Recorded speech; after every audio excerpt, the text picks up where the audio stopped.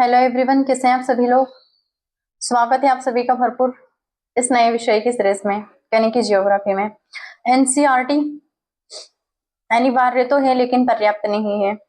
इस कथन को बोलते बोलते आज 5वां चैप्टर है हमारा, यानी कि पृथ्वी के प्रमुख मंडल। पृथ्वी पर जीवन क्यों संभव है, हम पृथ्वी पर ही क्यों रहते हैं, अन्य ग्रहों पर क्यों नहीं चले जाते रहने के लिए। पृथ्वी जो ग्रह है वो एकमात्र कैसा ग्रह है जिसकी वजह से हम आज जीवित हैं, जिंदा हैं। तो इन पृथ्वी की सुरक्षा का जो दायित्व है वो हमारे लिए इतना क्यों महत्वपूर्ण हो जाता है, तो आज हम उसके बारे में चर्चा करते हैं।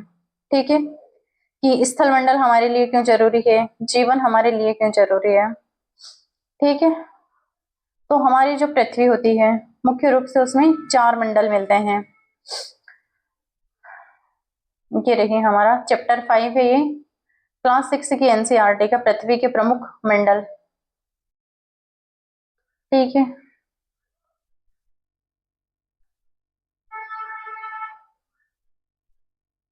इसमें आज हम जानेंगे कि पृथ्वी के मंडल क्या होते हैं। ठीक है, पृथ्वी पर कौन कौन से मंडल पाए जाते हैं, उनका अपना एक क्या महत्व होता है, वो हमारे लिए कितने इंपॉर्टेंट हो जाते हैं, इन सभी के बारे में हम चर्चा करेंगे आज। ठीक है,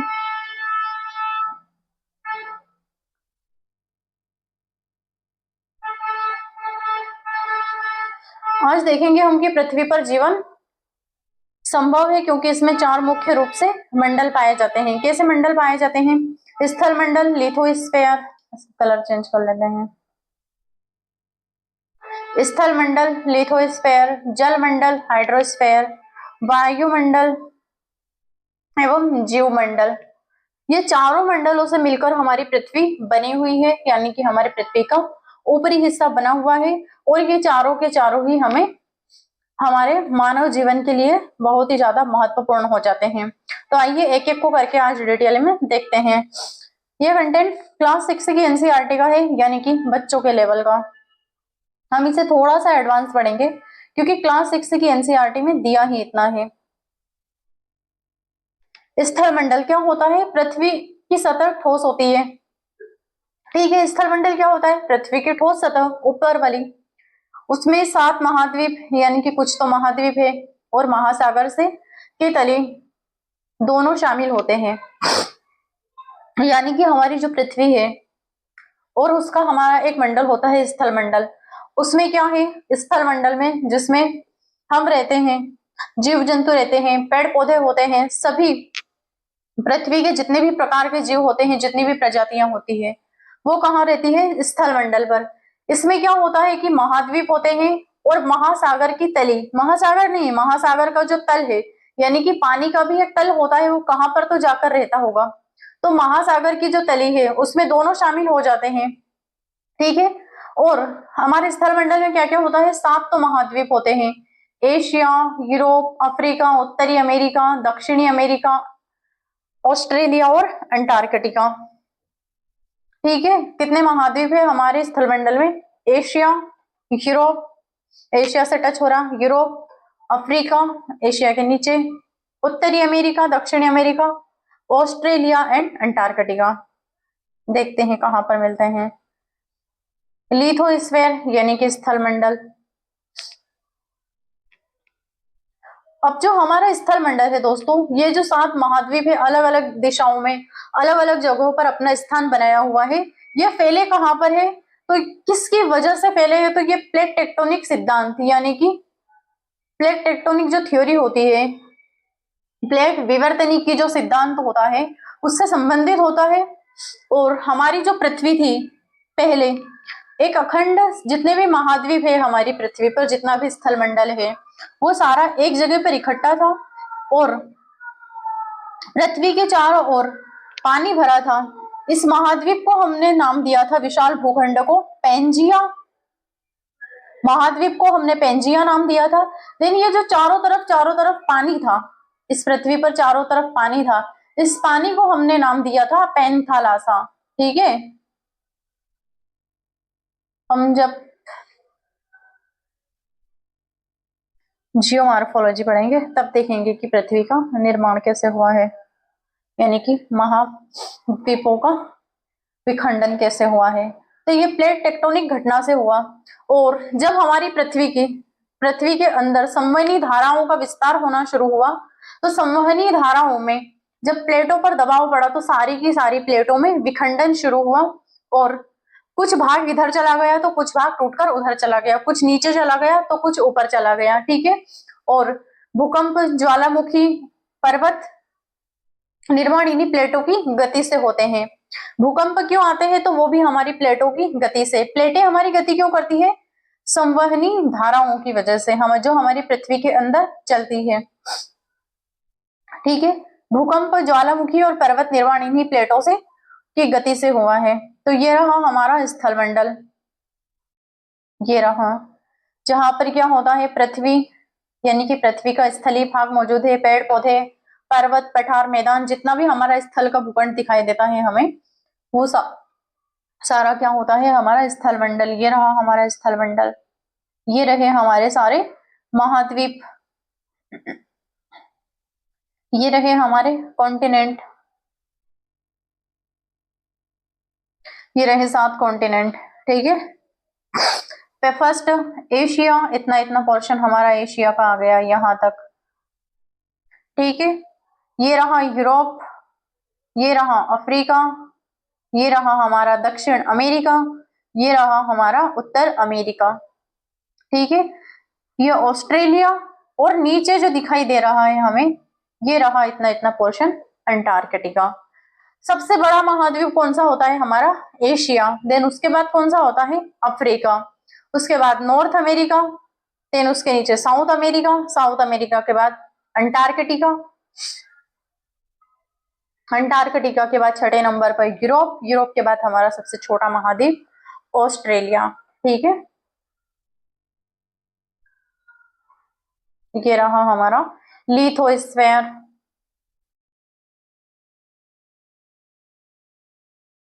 ये लिथोस्फीयर जहां पर हमें जमीन दिखाई देती है, ये हाइड्रोस्फीयर जहां पर हमें जल दिखाई देता है, इतना इतना आकाशीय भाग हमारी पृथ्वी का एटमॉस्फेयर, और इन सभी से मिलकर बनता है हमारा बायोम या जैवमंडल। ठीक है, जिसे हम बोलते हैं बायोस्फीयर। जलमंडल क्या होता है देख लेते हैं आगे, क्योंकि हमारी पृथ्वी पर मुख्य 4 प्रकार के मंडल पाए जाते हैं। जितना हमारे लिए स्थल मंडल उपयोगी होता है, स्थल मंडल क्यों उपयोगी होता है? हमें कृषि करने के लिए, कल कारखाने, उद्योग के लिए, रहने के लिए, विद्यालय, शिक्षा, चिकित्सा, जितने भी हमारे कार्य होते हैं वो सब कहां पर होते हैं? स्थल पर होते हैं। ठीक है। अब देखते हैं जलमंडल।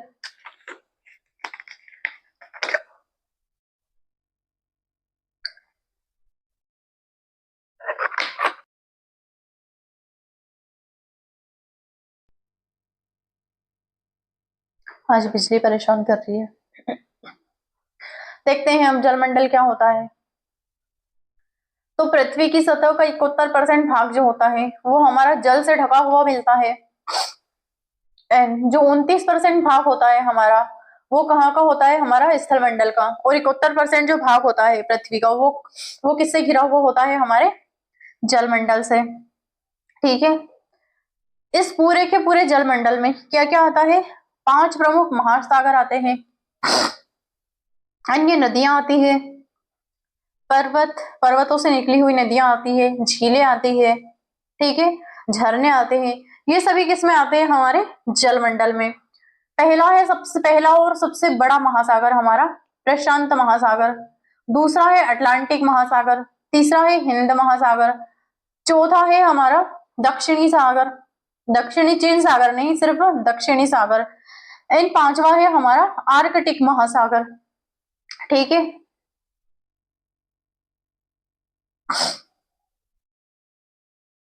अब जलमंडल का और क्या है?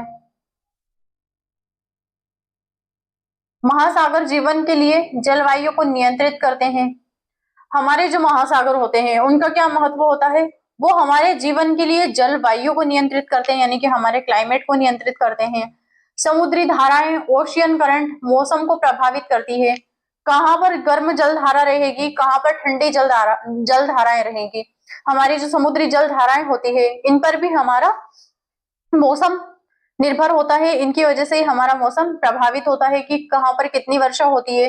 जैसे कि उत्तरी यानी कि हमारे उत्तरी गोलार्ध में हिंद महासागर की यदि गर्म जल धारा रहेगी तो बारिश ज्यादा होगी या कम होगी, ठंडी जल धारा रहेगी हमारी भारत की ओर यदि प्रभावित होगी तो भारत में मौसम की क्या स्थिति होगी, हमारे बारिश कैसी होगी कैसी नहीं होगी, वो भी हमारी जल धाराओं पर निर्भर करता है। उदाहरण, यदि अल नीनो रहेगा और ला नीना रहेगी तो ये पूरे विश्व पर असर डालती है। यदि हमारे भारत में अल नीनो रहेगा तो भारत में वर्षा ज्यादा रहेगी। देन जब भारत में ला नीना रहेगी तो भारत में वर्षा कम होगी।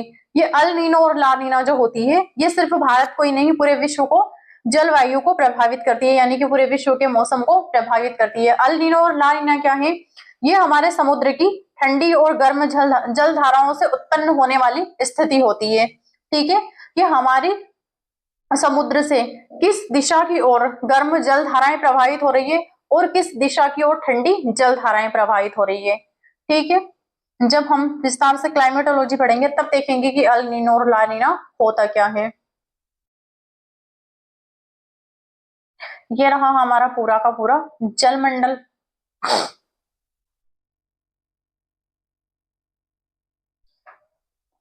ये हमारा उत्तरी प्रशांत महासागर, ये दक्षिणी प्रशांत महासागर है पूरा का पूरा, पूरे विश्व का सबसे बड़ा महासागर और सबसे गहरा महासागर। आगे देखते हैं, ये देखते हैं सभी के सभी हमारे महासागर जलमंडल के। आज तो बिजली परेशान करके ही रहेगी। ये रहा हमारा अटलांटिक ओशियन ऐसा आकार का, ये रहा हमारा पैसिफिक ओशियन, इधर भी है। दोनों तरफ प्रशांत महासागर क्यों है, क्योंकि ये हमारी पृथ्वी का 2D मॉडल है, ये समतल मॉडल है हमारी पृथ्वी का, कागज पर बनाया गया मानचित्रण मॉडल है। यदि हम इसे ही ग्लोब में देखते हैं प्रशांत महासागर को तो हमारा पूरा प्रशांत महासागर गोल दिखाई देता है, यानी कि हमारी जो पृथ्वी है वो पूरी गोल दिखाई देती है। यदि पृथ्वी को हम ऐसे फोल्ड करेंगे तो ये जो प्रशांत महासागर है ये पीछे की ओर चला जाएगा। ठीक है, यानी कि पश्चिम की ओर चला जाएगा। ये प्रशांत महासागर हो गया, ये एम आकार का है, ऐसे ऐसे ऐसे। ये हो गया हमारा इंडियन ओशियन, ये हो गया हमारा साउथ सी यानी कि दक्षिणी सागर, ये हो गया हमारा आर्कटिक ओशियन। ठीक है, आप केवल पढ़ाई पर ध्यान देना, मेरे चेहरे पर नहीं, क्योंकि यहाँ पे बिजली परेशान कर रही है। ठीक है, तो कितने महासागर हो गए, सबसे बड़ा हमारा प्रशांत महासागर, फिर आ गया हमारा अटलांटिक महासागर, फिर आ गया हमारा साउथ ओशियन, फिर आ गया हमारा इंडियन ओशियन, देन ये हो गया हमारा आर्कटिक ओशियन। इसकी याद रखने की ट्रिक बहुत अच्छी है, पैसा। ठीक है, PAISA, पैसा से क्या, P से प्रशांत महासागर, A से अटलांटिक महासागर, I से इंडियन ओशियन, S से साउथ ओशियन। ठीक है, देन A से आर्कटिक ओशियन। ठीक है, सिंपल। ये रहा हमारा पूरा का पूरा प्यारा सा जलमंडल, ये रही हमारे समुद्र का किनारा। ये रहा हमारा जलमंडल,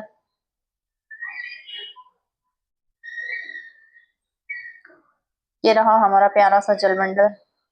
ठीक है, और ये रही हमारी कोरल रीफ। अब देखते हैं वायुमंडल क्या होता है।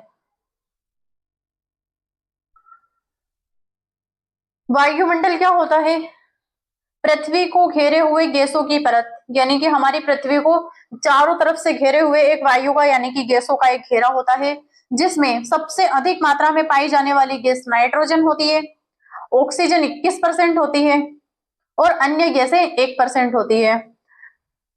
हमारी जो जीवनदायिनी गैस होती है वो तो होती है ऑक्सीजन, और हमारी जो जीवन रक्षक गैस होती है वो होती है ओजोन परत। लेकिन इसकी मात्रा भी कम होती है ओजोन की, ऑक्सीजन की भी 21% होती है। लेकिन ये नाइट्रोजन ये किस काम की है, इसकी ये तो हमारे शरीर में कोई काम नहीं करती है। ठीक है, यही नाइट्रोजनस वेस्ट तो हम बाहर निकालते हैं, हमारे एक्सक्रीजन किस काम का है? नाइट्रोजनस वेस्ट को बाहर निकालना। तो फिर ये नाइट्रोजन वातावरण में इतनी ज्यादा क्यों है, कभी सोचा है?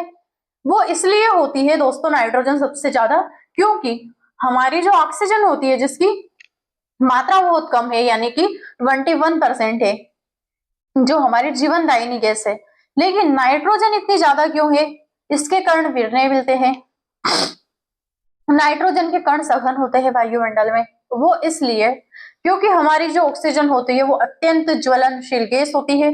यदि हम प्योर ऑक्सीजन यदि हमारे फेफड़ों में जाएगी तो हमारे शरीर की रक्त वाहिनियां जल जाएगी, हमारा पूरा शरीर जल जाएगा।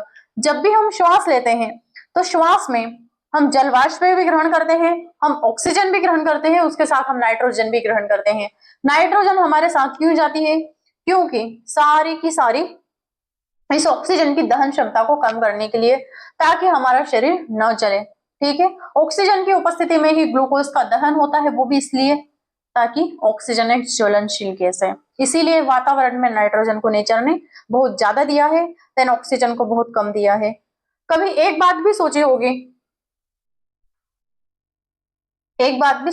कभी कि CO2 से आग लगती है, जब कार्बन डाइऑक्साइड जो गैस होती है उससे आग लगती है, ठीक है, वो एक गर्म गैस है। लेकिन जब हम, गलत बोल दिया मैंने, हमारी जो कार्बन डाइऑक्साइड होती है वो आग बुझाने का कार्य करती है। कहीं पर आग लग जाती है तो हम कार्बन डाइऑक्साइड गैस का एक्सक्रीजन करते हैं, यानी कि फायर ब्रिगेड को बुलाकर आग बुझाने के लिए काम आती है हमारी CO2। लेकिन जब हम फूंक मारते हैं तो फूंक मारने से हमारे सामने जो आग रखी हुई होगी वो और भी जल जाती है। कभी ठंड में देखा होगा कि फूंक मारने से आग और जल जाती है, वो भी किस वजह से? क्योंकि जब भी हम श्वास लेते हैं, हमने रेस्पिरेटरी सिस्टम में पढ़ा था DTL में, कि जब हम श्वास लेते हैं तो हमारी बॉडी में 21% तो ऑक्सीजन जाती है एक बार में, फेफड़ों में, पूरे शरीर में जाती है, लेकिन वो काम कितनी आती है? सिर्फ 5% काम आती है। लेकिन जो 16% ऑक्सीजन होती है वो वापस बाहर निकल जाती है CO2 के साथ। नाइट्रोजन भी आती है 78%, लेकिन वो ऐसी की ऐसी 78% बाहर निकल जाती है हमारी नाक के और हमारे मुंह के माध्यम से। लेकिन कहीं पर आग लग रही है और आग लगाने के लिए हमने CO2 गैस का एक्सक्रीजन किया है, तो वो आग बुझ जाएगी किसी फायर ब्रिगेड की सहायता से। लेकिन कहीं पर आग लग रही है और हम फूंक मार रहे हैं तो वो आग और बढ़ती जा रही है, तो उसका मेन कारण क्या है? क्योंकि हमारी बॉडी में जो ऑक्सीजन ठहरती है, हम 21% लेते हैं और 16% में वापिस हो जाती है, तो वो ऑक्सीजन जो होती है वो आग जलाने का कार्य करती है। वो मेन रूप से हम CO2 का एक्सक्रीजन नहीं करते हैं, CO2 बाहर निकलती है, लेकिन वो क्या करती है, साथ साथ ऑक्सीजन भी बाहर निकलती है, क्योंकि हमारा शरीर एक बार में पूरी की पूरी ऑक्सीजन ग्रहण नहीं कर सकता है, वो सिर्फ 5% ऑक्सीजन ही हमारे शरीर में रहती है, और जो 16% ऑक्सीजन बची हुई है वो वापस बाहर निकल जाती है। इसीलिए फायर ब्रिगेड से हम आग बुझाते हैं, उसमें भी CO2 बाहर आती है, उससे आग बुझ जाती है, लेकिन हम जैसे ही फूंक मारते हैं तो आग और तेज लग जाती है। उसका एक कारण ये होता है कि हम जितनी भी ऑक्सीजन ग्रहण करते हैं वायुमंडल से, उतनी ऑक्सीजन हम ग्रहण नहीं कर पाते हैं, उससे केवल 5% हम ऑक्सीजन ग्रहण करते हैं और बाकी जो 16% ऑक्सीजन होती है वो बाहर निकल जाती है। इसी वजह से जब भी हम फूंक मारते हैं तो हमें आग लगती है, और ज्यादा आग बुझने की बजाय आग लगने लग जाती है। तो वायुमंडल में क्या होता है, इसकी 5 प्रमुख परतें भी होती है वायुमंडल में। सबसे पहली परत क्या होती है? ट्रोपोस्फेयर। ये मौसम और बादल के लिए निर्माण होती है, मौसम और बादल के लिए जिम्मेदार होती है। सारी मौसमी घटनाएं कहां पर होती है? हमारी पृथ्वी की पहली वाली परत में, ठीक है। स्ट्रेटोस्फेयर, यहाँ पर ओजोन परत मिलती है। मेसोस्फेयर, यहाँ पर उल्का जलती है, ठीक है। थर्मोस्फेयर, यहाँ पे एक घटना होती है ऑरोरा बोरियोलिस एवं ऑरोरा ऑस्ट्रियलिस। उत्तरी गोलार्ध में ऑरोरा बोरियोलिस की घटना होती है, किसमें? थर्मोस्फेयर में, ठीक है। और दक्षिणी गोलार्ध में होती है ऑरोरा ऑस्ट्रियोलिस की घटना होती है, वो भी कौन से मंडल में होती है? हमारे थर्मोस्फेयर में। एक्सोस्फेयर, यहाँ पर अंतरिक्ष बदलती है, ये सबसे बाहरी परत होती है, इसके बाद यहाँ पर अंतरिक्ष स्टार्ट हो जाता है, ठीक है। और क्या काम है हमारे एटमॉस्फेयर का? एटमॉस्फेयर में और क्या होता है, जब CO2 एमिशन होता है, सूर्य का प्रकाश अत्यधिक हो जाता है, हमारी पृथ्वी ग्रहण कर लेती है लेकिन वापस नहीं जाता है, कहीं बर्फ की टोपियों में रह जाता है, तो कहीं हमारी पेड़ पौधों में रह जाता है, कभी जल वाष्प में रह जाता है, सीधा सीधा प्रकाश नहीं जाता है हमारी पृथ्वी पर से। तो ये जो ग्रीन हाउस इफेक्ट है, ये क्या करता है, ग्लोबल वार्मिंग, ओजोन क्षय और इसके प्रभाव को दर्शाता है। मौसम विज्ञान, मेट्रोलॉजी और जलवायु विज्ञान, क्लाइमेटोलॉजी में वायुमंडल का अध्ययन किया जाता है। वायुमंडल का अध्ययन हम क्लाइमेटोलॉजी में भी करते हैं, करेंगे, बड़े विस्तार से करेंगे कि वायुमंडल की कौन कौन सी परतें होती है, इनके क्या कार्य होते हैं, कौन सी परत में कौन से बादल होते हैं और कौन से बादल कौन सी वर्षा के लिए जिम्मेदार होते हैं, बर्फबारी के लिए कौन से बादल जिम्मेदार होते हैं, ओस की बूंदों के लिए कौन से बादल जिम्मेदार होते हैं, कोहरा कैसे आता है, धुंध कैसे आती है, इन सभी को हम देखेंगे, वो भी किसमें, वायुमंडल में। ठीक है। मौसम विज्ञान, गर्मी कब होगी, बरसात कब होगी, वो भी हमारे वायुमंडल के अध्ययन से ही हम पता करते हैं। ये रहा हमारा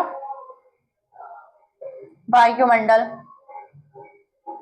ट्रोपोस्फेयर, ये हमारी सबसे फर्स्ट परत होती है जिसे हम शोक मंडल बोलते हैं। स्ट्रेटोस्फेयर, यहाँ पे कोई मौसम संबंधी घटनाएं नहीं होती है, यहाँ पर प्लेन उड़ाए जाते हैं। मीजोस्फेयर, यहाँ पर उल्का पिंड गिरते हैं। थर्मोस्फेयर, यहाँ पर क्या होता है, हमारे सैटेलाइट भेजे जाते हैं। देन उसके बाद एक्सोस्फेयर, यहाँ पे बहिर्मंडल होता है, यहाँ पे ऑरोरा बोरियोलिस एंड ऑरोरा ऑस्ट्रियोलिस की घटना होती है। ठीक है। ये रहा हमारा बेस्ट, ये पृथ्वी से ऊपर है हमारा वायुमंडल पूरा का पूरा। ये रहा हमारा वायुमंडल। अब देख लेते हैं हम जैवमंडल के बारे में विस्तार से कि ये जैवमंडल क्या होता है। इसे जीवमंडल भी बोलते हैं, जैवमंडल भी बोलते हैं, दोनों बोलते हैं। स्थल मंडल यानी कि स्थल, जल और वायु का मिला जुला क्षेत्र, जहां पर हमें जीवन मिलता है, जहां पर स्थल मंडल भी होता है, जल मंडल भी होता है, वायुमंडल भी होता है। इन तीनों मंडल का एक मिक्सचर क्षेत्र जो होता है, जहां पर हम जीवित रहते हैं, हमारे रहने योग्य स्थान होता है, उसे ही हम बोलते हैं जैवमंडल या फिर बायोस्फीयर। इसमें पौधे, जानवर और इंसान सभी आ जाते हैं। अब बायोस्फीयर देख लेते हैं। ये बायोडाइवर्सिटी हॉट स्पॉट, भारत में Himalaya, Indo Burma, Indo Malaysia and Western Ghat. Biosphere में जो हॉट स्पॉट होते हैं, ये बहुत ही इंपॉर्टेंट भूमि हो जाती है।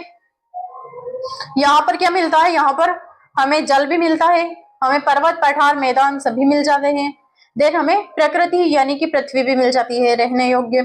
तो यहाँ पर पेड़ पौधे, जंतु और मनुष्य तीनों रहते हैं। भारत में Himalaya, Indo Burma, Indo Malaysia and Western Ghat. ठीक है। हमारा जो पश्चिमी घाट है वो भी हॉट स्पॉट है। भारत में जो हिमालय है वो पूरा हिमालय नहीं है, वो पूर्वी हिमालय है हमारा हॉट स्पॉट, पश्चिमी हिमालय नहीं है, क्योंकि पश्चिमी हिमालय में सिंधु नदी बह के चली जाती है। ठीक है। इंडो बर्मा क्षेत्र है हमारा, यानी कि इंडोनेशिया, इंडियन और म्यांमार की जो प्लेट होती है वहां पर भी है, और इंडो मलेशिया, इंडिया और मलेशिया की जो प्लेट जाती है उधर भी है। फिर हमारे भारत का पश्चिमी घाट, यहाँ पर भी हमें हॉट स्पॉट मिलता है। तो ओवरऑल हमारे भारत में कितने हॉट स्पॉट मिलते हैं, 4 हॉट स्पॉट मिलते हैं। ये मानव गतिविधियों का प्रभाव, वनों की कटाई, प्रदूषण, जलवायु परिवर्तन। मानव गतिविधियों का क्या प्रभाव होता है, जैवमंडल में, बायोस्फीयर में वनों की कटाई करते हैं, प्रदूषण करते हैं, जलवायु परिवर्तन का कारण है। जब वन काटेंगे तो वर्षा नहीं होगी, कार्बन एमिशन बढ़ेगा तो बर्फ, हमारे ग्लेशियर की जितनी भी बर्फ होती है वो पिघलेंगी, नदियों का एकदम से जल स्तर बढ़ेगा, समुद्र, नदियों में बाढ़ आएंगी, समुद्र का जल स्तर बढ़ेगा तो रहने के लिए परेशानी आएगी। जितना समुद्र का जल स्तर बढ़ेगा उतनी ही बर्फ, उतना ही समुद्र का जल भाप बनकर ऊपर उड़ेगा। देन हमारे समुद्र में सुनामी, चक्रवात आदि घटनाएं उत्पन्न होंगे। सतत विकास, सस्टेनेबल डेवलपमेंट और संरक्षण की आवश्यकता हो जाती है। जब हम इतना बिगाड़ते हैं, प्रकृति के साथ इतनी छेड़खानी करते हैं, तो हमें सस्टेनेबल डेवलपमेंट गोल की बात करते हैं। 17 सस्टेनेबल डेवलपमेंट गोल होते हैं हमारे, उनके संरक्षण की आवश्यकता हमारी जिम्मेदारी हो जाती है। ये रहा हमारा पूरा जैवमंडल, जिसमें क्या क्या शामिल है, ये हमारी प्यारी पृथ्वी, ये है हमारा पूरा बायोस्फीयर रिजर्व, ये लिथोस्फीयर जहां पर हम रहते हैं जमीन, ये है हमारा क्रिजोस्फीयर यानी कि हमारी बर्फ का क्षेत्र, ये है हमारा एटमॉस्फेयर वायुमंडल, ये जलमंडल, और ये इन सभी से मिलकर बनती है हमारी पूरी पृथ्वी। ठीक है, तो आज के लिए इतना ही। क्लास को देखते रहिएगा, पढ़ते रहिएगा, कमेंट में जरूर बताना क्लास कैसी लगी। देन आज के लिए माफी चाहती हूँ क्योंकि बिजली ने आज साथ नहीं दिया है, लेकिन हमारी क्लास में कोई रुकावट नहीं हुई है। तो क्लास को देखते रहिएगा, पढ़ते रहिएगा, चैनल को लाइक शेयर एंड सब्सक्राइब करते रहिएगा। बाय, गुड डे, धन्यवाद।